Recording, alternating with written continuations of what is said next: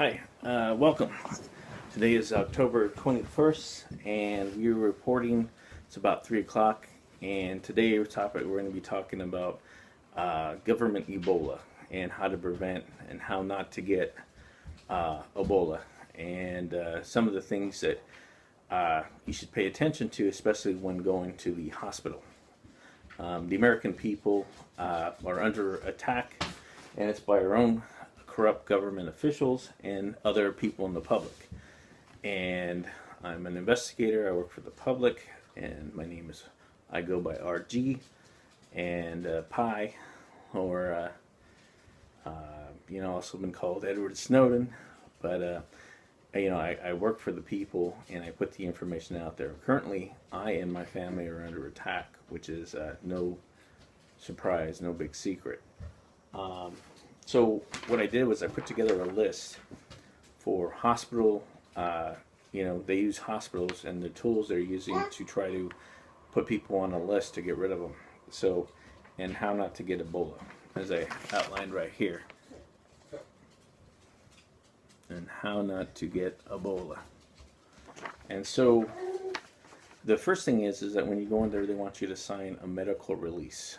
You never want to sign a medical release, because if you're going to get treatment, they should stand on their own.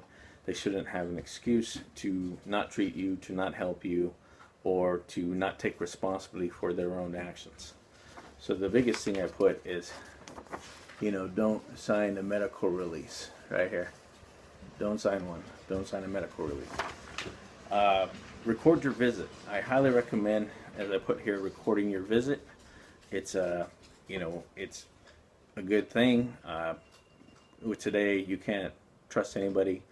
You don't know what you're getting. There are a lot of good people, and as I've seen, and you'll see too, but there's so many of these people that they, unless they hurt somebody, they can't sleep good at night.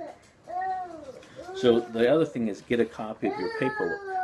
It's very important to get a copy of your paperwork, because that's where usually they'll put the information, and if you don't review it carefully, you might have on there that you complained of cough, that you had all Ebola symptoms and you had no idea, and next thing you know, they're hauling you off. So the second thing is, review your paperwork. Review your paperwork. That's my son. So you want to make changes and look for, in your notes, make changes if there's something wrong, and then also make notes of what you complained for. For example, when I went to the doctor, I complained of that my my hand, my thumb, that it was, I think it's broken. I still think it's broken. It has a hairline fracture. Something's wrong with it. I also complained that that my perineum area hurts. There's a it's in I was drugged at the hospital and by a sheriff, and that was a lawman that was corrupt, that made a bunch of comments that shouldn't have. Anytime somebody's in the hospital, just a bunch of different things, and I was mugged. So I put all that down, and I also put down on my paperwork, I put down that I was complaining of, I can't see straight, I'm blurry, and the doctor, when he saw that, whether he acknowledged or not, I put down, he put light, and all of a sudden it really made my head hurt, and he recommended I go see an ophthalmologist. And it has nothing, like I said, to reflect on the hospital, but that individual made a decision to, whatever he did. In the end, he kind of, when I called him on it, he countered and decided to help. And I think that's why I'm telling you guys, is to call people so they can make that decision, but so they can be, when they're put in the spotlight as the responsible party, a lot of times they'll help. So right here I put, make changes and look up, not complain, notes. For example, they say complained of cough and you didn't, when you have a broken thumb. Okay, you see I still have from being beat up by the officials and being mugged. and then having the cop return my phone, or he's, whatever they did to me in the hospital when I was out, when they put me out. Get a new printout. So always get a new printout if something's wrong. Get the corrected information, get a new one. And then finally, write all the info on the paper where you signed, even if they refused treatment. So I'd put on the refused treatment. I complained, the doctor put the light, my head started hurting, and my vision's off. He told me to go see an ophthalmologist. So I wrote that all on there. I wrote that I had perineum pain. Now I'm finding out that I have actual rips there and an injection right next to it. So somebody gave me a shot down there, probably an anesthesia, and more than likely it was the sheriff, because it has a bruise around it, so it wasn't in San Francisco, and I'll be finding him or pointing him out and complaining to the hospital.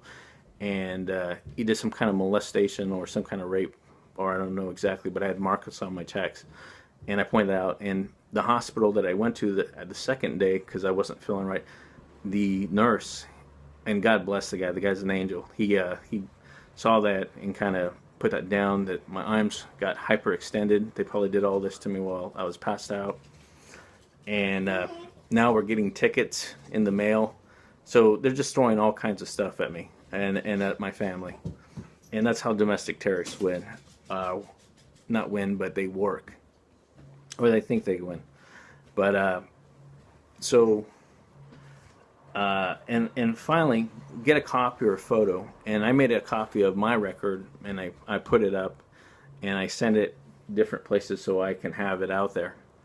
And so this is how you're going to survive, because they're using the hospitals. They're going to have like either complain to cough, or somewhere they're going to try to stick in your record something that says, oh, he had a cough, and it's not even for just Ebola, it's for any virus. They're going to, if Ebola name doesn't work, they will go and try a different name for it. They'll try any name for the virus. So this is something that you guys can pay attention to.